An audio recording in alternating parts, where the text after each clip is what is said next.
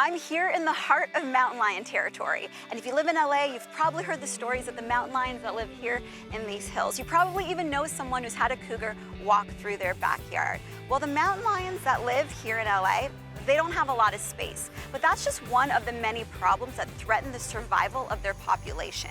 No one knows that better than Beth Pratt. She is the California director for the National Wildlife Federation, and she's the one spearheading the efforts to build the world's biggest wildlife bridge right here in LA. Beth is about to set out on a 5-day, 50-mile hike that retraces the steps of an actual mountain lion named P22. And she's given us permission to accompany her with unrestricted access. I'm going to record her entire journey on my iPhone so she can show us firsthand the obstacles that these cougars face and why their struggle should matter to any of us. He has roamed Griffith Park and the Hollywood Hills, but tonight, LA's most famous mountain lion is apparently on a staycation. P22 was poisoned. The council will be voting tomorrow on a groundbreaking wildlife corridor.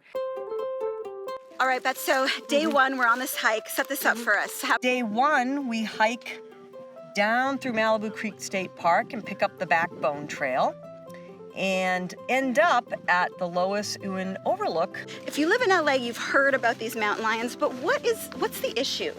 Yeah, so mountain lions have always been here, obviously, right? Well, long before we were. They're our beautiful native wildlife. But what we didn't think about, it's not that we did it purposely, but when we were building freeways and development, we cut off their habitat.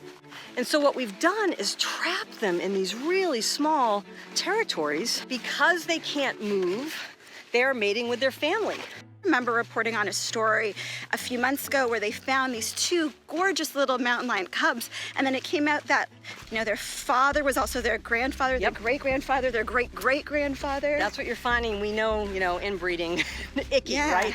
And that's just because they don't have space.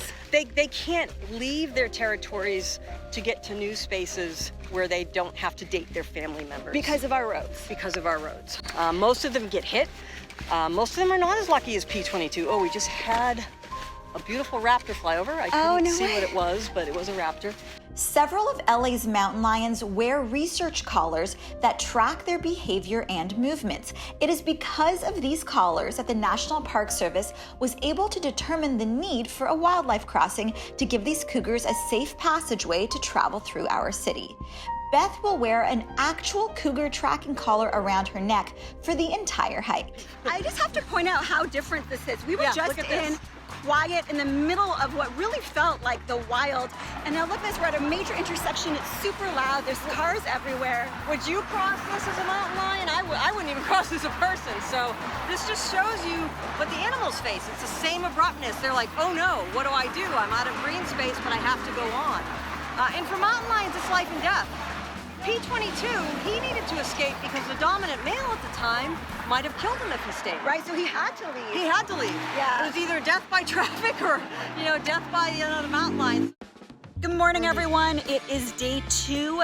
So Beth, what does your hike look like today? Today's a little easier. We did 12 miles yesterday. It's only about 5 or 6 miles today. We're hiking from the top of the world, the Lois Ewan Overlook. We're hiking down to Topanga Canyon. So it's going to be a nice downhill day today, which I could use a break. So Beth, I guess the big question here is, with all the other issues that LA faces and that people of LA face, why does this matter to us? They have 50 years at best here if we don't do something. And that doesn't include if mountain lions get hit by cars or poisoned by rodenticides. And the poison's a big issue, as we know around. Poison's another big issue. So if they only have 50 years, is what scientists are saying that they have here on their own. Right. Their future looks pretty grim without this bridge. How soon can this bridge be built? It's a massive undertaking. massive project. Will it get built in their lifetimes? Will it get built in time to save the population? If we all do our part and I do my job and we raise the funds, and so far we've stayed on track, but we need everybody's help. Yes, we are slated to break ground if we stay on track with fundraising in 2020. That's 2 years from now. You can see a tree here. That's that tree right over there. So just beyond this edge, we're actually extending the mountain over the freeway. Animals and all this good cover can come from here all the way over the top. There's actually 9 lanes of freeway traffic here. So that makes it the biggest of its kind. we're not building the biggest crossing because we want to. We're building it because we're putting it over one of the biggest freeways in the world and one of the busiest. One of the crossings I toured in Wyoming, the Department of Transportation officials like, oh, this is a busy road. We get 10,000 cars a year. And I'm like, oh my God, we get 300,000 cars a day, you know, so. Day 3, we hike all the way to the 405. All right, so what is the update on the bridge, Beth? Like, where does this stand now? So we're in an exciting time with the bridge. I mean, it is underway. We are just moved through the environmental documents phase, so that's done. And Which is when a lot of these projects die, really, in that phase, it is right? so tough to get through the environmental planning. And we had a fundraising goal of 10 million to keep the project on track by the end of this year. We're at 7.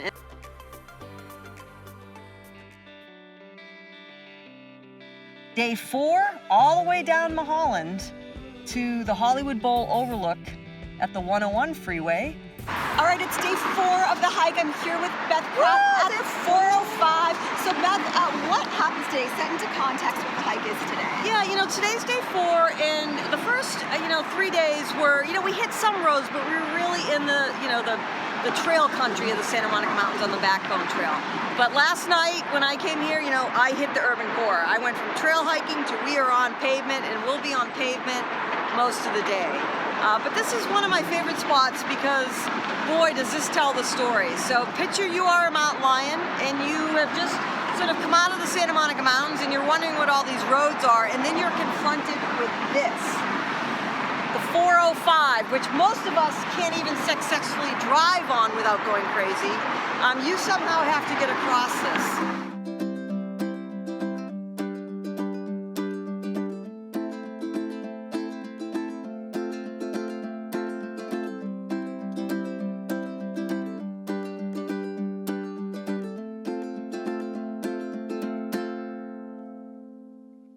There's P22's home. You can see the Hollywood sign, and that's where he lives in Griffith Park, right? And boy, you just move a little bit, there's LA. This cat does not live on the outskirts of LA, he lives in LA.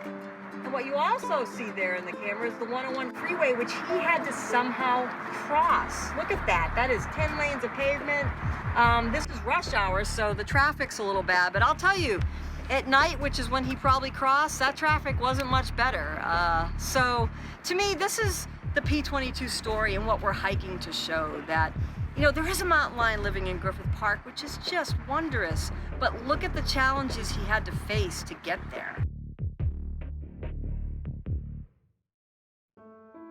If this wildlife bridge, when this wildlife bridge gets built, will he be able to leave Griffith Park? The wildlife crossing won't benefit P22. The wildlife crossing is about 30 miles west of here. But if the bridge had been in when he was looking for a home as a young male, he probably wouldn't be there. He'd probably be in Los Padres National Forest. It won't help him get out of Griffith Park, but the legacy he's leaving by inspiring it is his mountain lion relatives aren't going to go extinct. And day 5, we get into P22's home, Griffith Park, and hike right to the P22 Day Festival. It's day 5 of the hike, the final day, and look who I am here with. A mountain lion. Yes, that's right. We are here at P22 Festival. This is a big culmination at the end of Beth Pratt's hike. She's on her final 10 miles. The last half a mile, she'll be joined by 200 students. This is a free event here in Griffith Park, and the point of this festival is to teach locals about how to live not only with our human neighbors, but with our wild neighbors as well. What do you hope that people here are getting out of this?